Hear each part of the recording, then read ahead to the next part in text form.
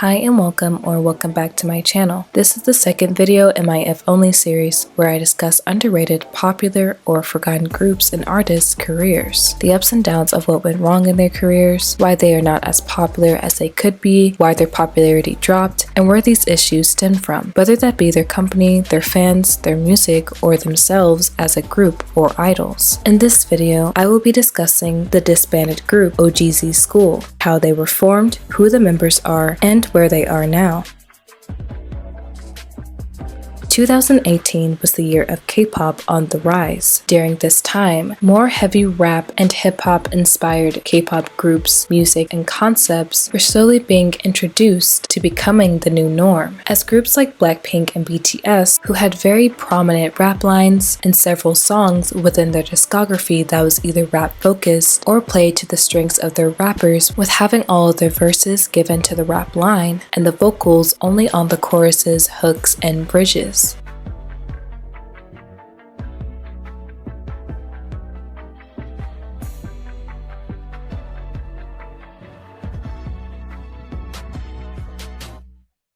K-pop rappers were nothing new to K-pop, and there are definitely several groups who were out at that time that had very prominent rap lines, like Monsta X, 17, and many other groups. But it definitely isn't wrong to say that we did see an increase around this time of groups debuting with prominent rap lines of more than just two rappers, with the issue of having rappers in groups that do not really need rappers, or adding rap verses in a song that does not need a rap. Around this time and a bit after, this issue started to arise. In 2018, without a doubt, was the start of it. Before this, most people, if they wanted to hear more rap-focused songs or hip-hop inspired songs, fans would turn to K-R&B and K-hip-hop artists instead. 2018 in general was a very experimental time for music and K-pop. There are so many traditions that were left during that time and so many new traditions that were added on. During this time, I was not necessarily new to K-pop, but I was somewhat in my early years. So I was still going down the rabbit hole of finding old groups, underrated groups, and new groups within K-pop. And I randomly came across this music video that popped up on my home page. It had a simple thumbnail with three boys sitting at a desk or a table. There was nothing appealing about it. There was nothing that really pulled me in, just the simple fact that I was eager to listen to new music that was in Korean.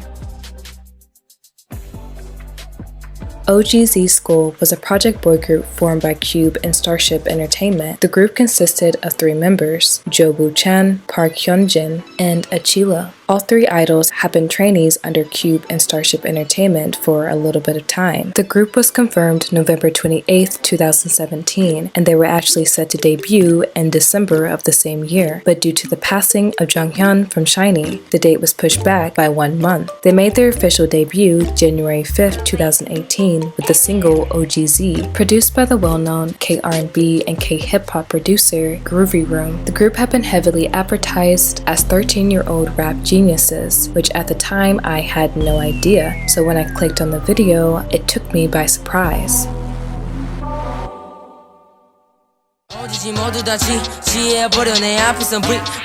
The song, solely based on my opinion, is really good, and the rapping is absolutely phenomenal. Even though I didn't know their age at the time, I could obviously tell that they were quite young, and so it shocked me even more with how professional they sounded. The raps were so well constructed and had so much personality and style within them. As each one of them rapped with each verse, you could tell each one of the members had their own distinctive sound and flow. When it comes to Korean music, rap-focused songs can be a strong hit or miss with me. I love switch-ups of flows, especially if you're going to be rapping the entire song. And then there was OGZ. There are so many switch-ups and flows that shocked me. And even though, yes, of course, I'm sure the producers and whoever else worked on this song helped craft and mold these verses, knowing more about the boys now, I can bet that all three of them still had a good creative hand in how they wanted their verses to sound and and even their flows. I want to also once again give credit to the producers and everyone who worked on the song. The song is well put together, and you can tell that they really focused on showing the boys' strengths. The song is heavily influenced by the rap songs that were popular in the West at that time. The song has a nice trap beat accompanied by an electric style, giving the song this weird, eerie, almost alien-like sound. This type of eerie, futuristic hip-hop was also quite popular in the West at the time, with rappers like Travis Scott being one of the main faces. The song is so enjoyable to listen to. The raps are so intricate but are still very easy to follow. They flow together effortlessly. The song is just very well constructed, but still somehow it feels like three close friends having fun. Kinda similar to what New Jeans felt like whenever they first debuted. There's so much boldness and confidence within the song, with how much they hit their raps with so much enthusiasm and attitude. But like I said earlier, there's still so much playfulness with how they approach their raps as well. And I'm going to give 3 examples of certain parts of the boys' rap verses that stood out to me the most, just to kind of show what I mean.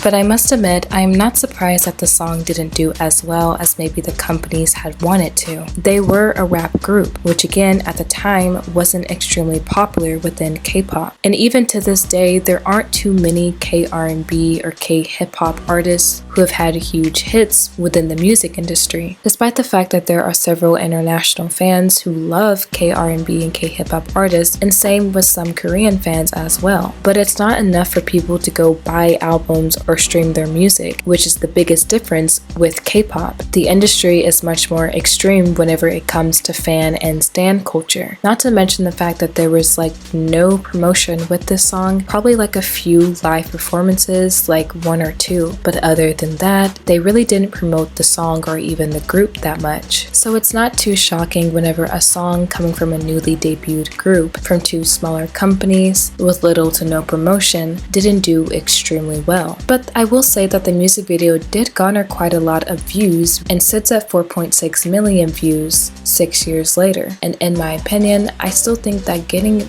millions of views on a music video is still an achievement. And it shows that you did reach some type of audience. Even back then in the days where streaming was quite popular, I would still say that hitting a million views is still something that was tough. Now, I'm not too sure if they hit a million views back then or if maybe like a year later they hit a million views. I honestly cannot remember, but again, 4.6 million views is still good. So the companies never had an official announcement that the group disbanded. It was more of a quiet disbanding, with the group just never releasing anything else and the members kind of just venturing off to do their own things. Eventually, as years went by, it was revealed that they did end up going to different companies and started to do their own projects separately.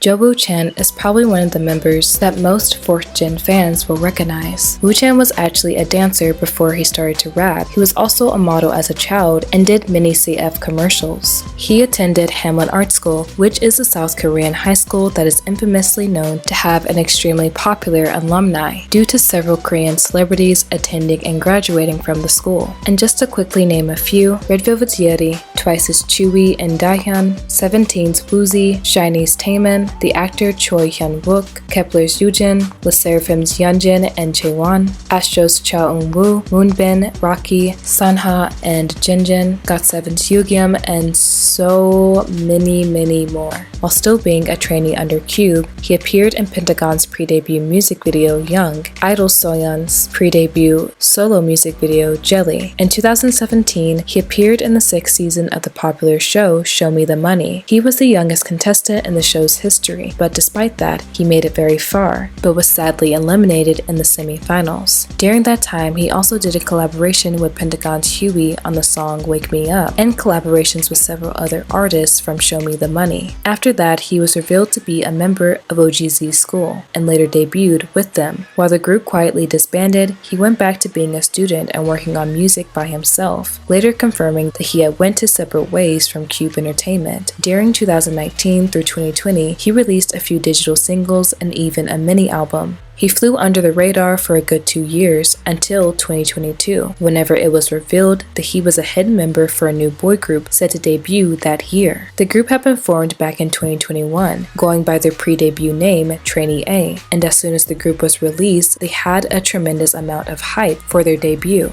They released several pre-debut videos of the group practicing and doing dance covers, and it was rumored that this group was set to be Big Hit's next group after BTS and TXT. Also, not to mention that the group wasn't only hyped up for their debuts simply because they were the new boy group that was set to debut after TXT, but also the fact that several members of the group were already well known before the group was revealed. But however, rumored to be due to scandals, the group debut was cancelled. Wu Chan once again went back to high school and eventually graduated in February 2024, so literally a few months ago. He is now a practical music major at Hanguk University. Whether or not he will come back to the K-pop industry has not been confirmed nor discussed, but since he is a music major, it wouldn't surprise me if he decided to dabble in the Korean music industry itself, whether that be as a producer, a lyricist, an artist himself, or an idol once again.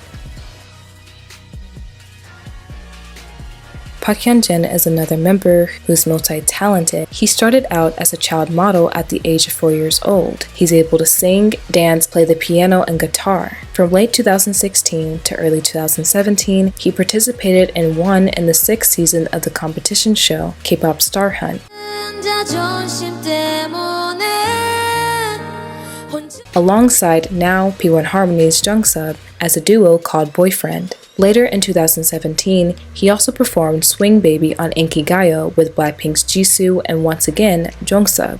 During this time, he was a trainee under YG Entertainment until he terminated his contract to join Starship, later debuting with OGZ in 2018. In 2020, he joined the 9th season of Show Me the Money, but was eliminated within the first round. By the next year, he participated in High School Rapper Season 4, but was eliminated in the 7th round. In that same year, he was announced to be a part of the crew called Liverside. The crew was established in 2020, consisting of 5 artists, 1 video director, and 1 audio engineer. All the members in this group auditioned and made it into the survival show we talked about earlier, High School Rapper. They all collectively released a song called Levitate, and if you're interested, it is on SoundCloud. But to my knowledge, they haven't released anything else since 2021. In February 2022, he joined the company Newport. In April of the same year, he joined the label Higher Music, which is the global label founded by Jay Park and Cha Cha Malone. Which now the label's CEO is no longer Jay Park. He actually stepped down a year before Hyunjin even joined the label.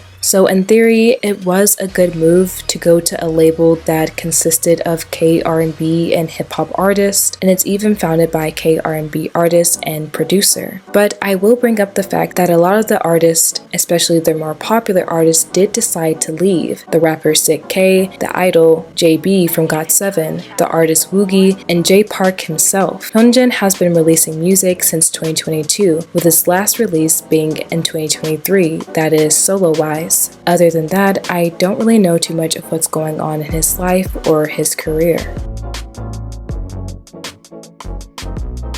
Achilo is one of the members who probably most ARMYs who are fans of BTS during the 3rd Gen era will recognize. He was a trainee under Starship Entertainment and was announced as a member of OGZSCHOOL. In 2019, he did participate in Season 8 of Show Me the Money and was eliminated in the first round. The next year, he applied for Season 9 of Show Me the Money, but once again was eliminated in the first round. After OGZ quietly disbanded, it's not known when, but he did eventually depart from Starship Entertainment and is now an independent artist. He is also a part of a hip-hop crew called TNC. OGZSCHOOL has also released music in 2022, and to my knowledge, his last release was in 2023. He did find himself in a bit of a scandal when he first debuted with OGZ. It was rumored that he had dissed RM from BTS and called him out of his name. I won't repeat what was said, but I promise you, if you go on Google and look up OGZSCHOOL and BTS RM scandal, it will be the first thing that pops up. I haven't seen any proof that he necessarily did it, but I also haven't seen any proof that he didn't do it. It's just been a bunch of rumors spread around on the internet by fans, with many believing that he did do it and others saying that somebody impersonated him on a fake account and said those things. I don't know what's true, I don't know what's not true, but it never was resolved, nor was it ever brought up again. And anytime I try to look up the situation, there are really no articles about it. It has been several years. He did find himself in another scandal, which I don't know if I would say scandal, but I guess a bit of a situation where he accused actress Kim Jin-young, who was his girlfriend at the time, or I guess ex-girlfriend, of stealing money from his family and ghosting him. Nothing has really come from this. She did release a statement, but she never actually confirms if she stole the money or not. She just apologizes to her fans and then mentions the fact that she's discussed this with her family and the law. So I don't know if she was going to press charges or what happened, but he never said anything after her statement, and to my knowledge, she never said anything else after the statement as well. And that's pretty much the last thing that I saw he was doing. He hasn't really released music, and it hasn't been announced that he is doing anything else as well. I honestly do not think that this group was really even meant to be a permanent group. They are called OGZSCHOOL Project, so I'm guessing, as it says, they were just supposed to be an experimental group. There are several companies who will put out music videos of pre-debut groups that aren't meant to be an actual unit, but more so of an introduction to another project that they will eventually come out with officially. We've seen companies do this several times. They put out stuff to kind of test the waters, to get an audience, to pull fans in, and I honestly think that that's what this group was meant to be. Like I said, at this time, heavily rap-inspired groups and music was starting to become a main focus and trend within K-pop, and I really feel like that Cube and Starship were kind of getting ahead of the curve with this unit, and were eventually supposed to debut an actual group with the exact same concept. But even looking at the groups that ended up debuting with Cube and Starship, that either wasn't the plan at all in the first place, or they completely scrapped that idea, because none of the groups that they've debuted since then have had a very rap focus concept or even that style of music. But I do feel like if the group would have become popular with that one single, that they definitely would have kept the group together and tried to work with that momentum of popularity. But I still don't really think that the group's intent was to be permanent. And after OGZ quietly disbanded, the members quite quickly moved to different companies. I actually think that they could have been pretty successful if they would have continued to put out more music. Maybe not on an international scale, but maybe a bit within Korea, especially since that was what the K-pop market was kind of moving towards. But I do also think that due to that scandal, whether it was true or not, it would have caused them to lose a huge section of fans that they could have had. But the fact that each one of the members are multi-talented and not just rappers, I think that putting them in only a rap-focused group would have hindered them and held them back from being able to do more. Though I know that even with the groups disbanded, they still seem to have a bit of misfortune within their careers. I do think that they are very young and have a huge future ahead of them and are so talented that they would probably be able to do a lot within the industry. And I also really feel for the members themselves, especially Woo Chen. I would say that he probably had the biggest opportunity completely taken taken from him, since he was actually lined up to be in a group under a huge company with an already built-in fan base. And not to mention the fact that he would have been able to show off all of his skills and talents within this group. And then there's also the fact that they were still extremely young. They were only 13. And so maybe it was a good thing that this group did not end up taking off. They got to venture out and see what else was out there for themselves. Woo-chan even got to finish high school and graduate and is now in college. And that's not saying that if they would continued with being an idol that they couldn't do that, since there's several other idols that are in school. But again, they still got the opportunity to live a normal life and have somewhat of normal teen years. So do I think that they would have been really big if they would have stayed in the group, or that they would have been better off if the group stayed together? Yes and no. I think it's a very hard situation with vast possibilities of what could have been. I do wonder if they regret it. I wonder if they wish they would have stayed within Cube and Starship Entertainment. But that is all for this video. Let me know down below your thoughts and opinions, and if you recognize any other members for the group, if you're a member of this group, or anything like that. Please remember to be respectful. Thank you so much for watching. I hope everyone has an amazing day. Bye bye!